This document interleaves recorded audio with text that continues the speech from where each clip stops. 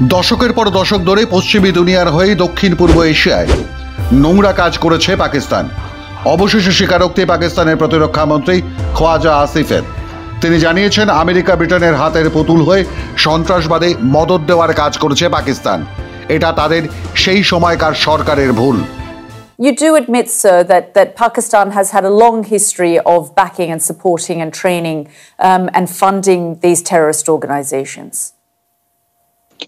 Well, we have been doing this dirty work for the United States for about 3 decades, and West, including Britain.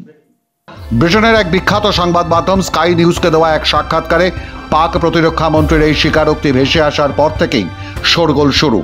তবে sky নিউজের 15.5 মিনিটের সাক্ষাৎকারে পাক প্রতিরক্ষা মন্ত্রী জানিয়েছেন, 80-র দশকে আফগানিস্তান যুদ্ধ থেকে তার আগের দশকগুলিতে সন্ত্রাসবাদকে মদদ দিয়ে নিজেদের শক্তি ক্ষয় করেছে Pakistan. Pakistan has been victim of terrorism for decades, and perhaps no other country in the world has suffered so much from terrorism as Pakistan because of the wars in Afghanistan in the 80s and then in the previous decade and decade before that. Because of the ISI's, your intelligence agencies' backing of these terrorist organizations, that is why the finger of blame is now being pointed on Pakistan. It is very convenient for the big powers to blame Pakistan for whatever is happening in this region.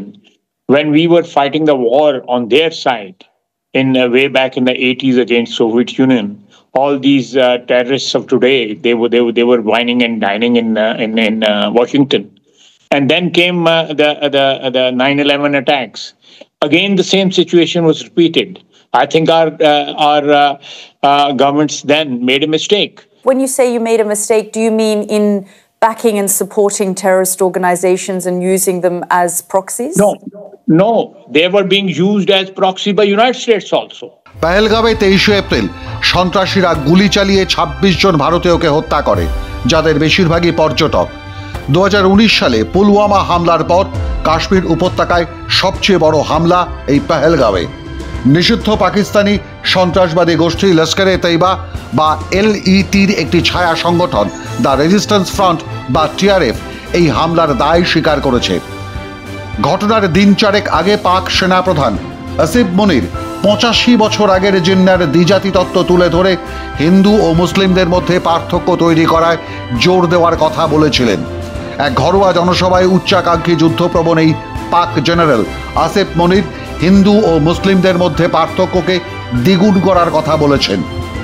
এই প্রসঙ্গে টেনে এনেছেন পাকিস্তান সৃষ্টির পূর্ব কথা ও পরিচিতি সত্তার ভিত্তিতে দ্বিজাতি তত্ত্বের ধ্বজা দেশে তুলে ধরতে আহ্বান জানিয়েছিলেন। আর সেই সভায় উপস্থিত ছিলেন পাকিস্তানের বর্তমান প্রধানমন্ত্রী শেহবাজ শরীফ স্বয়ং। पाकिस्तान की कहानी अपने बच्चों को जो है आपने जरूर सुनानी है, ताकि वो पाकिस्तान की कहानी ना भूलें। Well, our forefathers they thought that we are different from the Hindus in every possible aspect of life. Our religion is different, our customs are different, our traditions are different, our thoughts are different, our ambitions are different. That was the foundation of the two-nation theory that was laid there. That we are two nations, we are not one nation. So because of that, our forefathers, they struggled, mounted that incessant struggle to create this country. Our forefathers, they have sacrificed immensely, and we have sacrificed a lot for the creation of this country. And we know how to defend it. আর এই ঘোষণার 4 দিন পরেই পেহেলগাঁওয়ে সন্ত্রাসবাদী হামলা। কোথাও একটা ষড়যন্ত্রের যোগাযোগ পাচ্ছে আন্তর্জাতিক মহল। সে কারণেই কিনা জানা যায়নি পাকিস্তানের প্রতিরক্ষা মন্ত্রী খোয়াজা আসিফের সাক্ষাৎকার নেয় ব্রিটেনের আন্তর্জাতিক গণমাধ্যম স্কাই নিউজ। সংবাদ উপস্থাপিকা ইয়ালদা হাকিম পাক প্রতিরক্ষা মন্ত্রী খোয়াজা আসিফকে প্রশ্ন করেন, আপনি কি স্বীকার করেন স্যার পাকিস্তানের এই সন্ত্রাসী সংগঠনগুলিকে সমর্থন, প্রশিক্ষণ এবং অর্থায়নের দীর্ঘ আন্তর্জাতিক ইতিহাস রয়েছে? তার জবাবেই মুখ খোলেন খাজা Asif. You do admit, sir, that Pakistan has had a long history of backing and supporting and training and funding these terrorist organizations. Well, we have been doing this dirty work for the United States for about 3 decades, and West, including Britain. So that's your argument that even though that was a mistake, and we suffered for that, and that is why you are saying this to me. If we had not joined the war against Soviet Union and later on the war after 9/11, this Pakistan's track record, was not, unimpeachable track record. এর আগে অবশ্য পাক প্রতিরক্ষা মন্ত্রী খ্বাজা আসিফ ভারতের প্রধানমন্ত্রী নরেন্দ্র মোদীর ইতিহাস তুলতে গেলে সাংবাদিক উপস্থাপিকা ইয়ালদা হাকিম সপাটে জানিয়ে দেন, প্রধানমন্ত্রী মোদীর ইতিহাস নিয়ে নয়, আমরা বর্তমানে ভারতের পেহেলগাঁওয়ে সন্ত্রাসবাদী হামলা নিয়ে আলোচনা করছি। এরপরই আসে সেই অপরাধের স্বীকারোক্তি। দশকের পর দশক ধরে সন্ত্রাসবাদীদের লালন পালন করা পাকিস্তানের অপরাধ, যাকে ব্যবহার করা হয়েছে ভারতের বিরুদ্ধে। যদিও এই সাক্ষাৎকারেই সাংবাদিক উপস্থাপিকা ইয়ালদা হাকিমের প্রশ্নের জবাবে পাকিস্তানের প্রতিরক্ষা মন্ত্রী খ্বাজা আসিফ বর্তমান পাক সরকার আর তার সেনাবাহিনীকে আড়াল করে জানিয়েছেন, লস্করে তৈবা গোষ্ঠী নাকি উবে গেছে পাকিস্তান থেকে। তার যুক্তি, যখন মূল সংগঠনটাই নেই তখন তার ছায়া সংগঠন দ্য রেজিস্ট্যান্স ফ্রন্ট বা টিআরএফ কিভাবে কাজ করবে ভারতে? তাহলে স্বাভাবিকভাবেই যে প্রশ্নটা ওঠে, তাহলে এই হামলার দায় কি করে স্বীকার করলো দ্য রেজিস্ট্যান্স ফ্রন্ট বা টিআরএফ?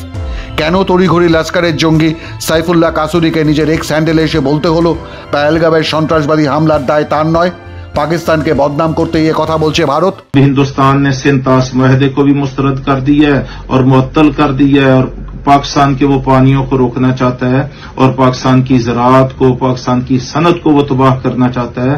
वो एक जंगी दुश्मन है।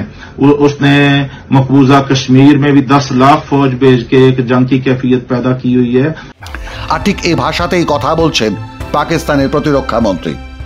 That they have abandoned the treaty which was negotiated way back in 1960 by the World Bank, this Sindh Water Accord. So they have abandoned that, which is a very serious breakdown between the two countries. The relation between the two countries is a serious breakdown. It is underwritten by the World Bank, this treaty. They cannot abandon this treaty just like that. This is a serious blow to the relationship between the two countries. প্রশ্ন হলো, সন্ত্রাসবাদীদের 3 দশক ধরে লালন পালন করা পাকিস্তান হঠাৎ ফেরিস্তা হয়ে গেছে, এমন দুর্ভাবনা কল্পনাতেও আনা কঠিন। তাহলে কি সিন্ধু জলচুক্তির প্রভাব পাক অর্থনীতিতে এমন প্রভাব ফেলতে চলেছে যার ফলে লস্করের জঙ্গি এবং পাকিস্তানের প্রতিরক্ষা মন্ত্রীর ভাষা এক হয়ে যাচ্ছে? মাধ্যম ব্যুরো রিপোর্ট।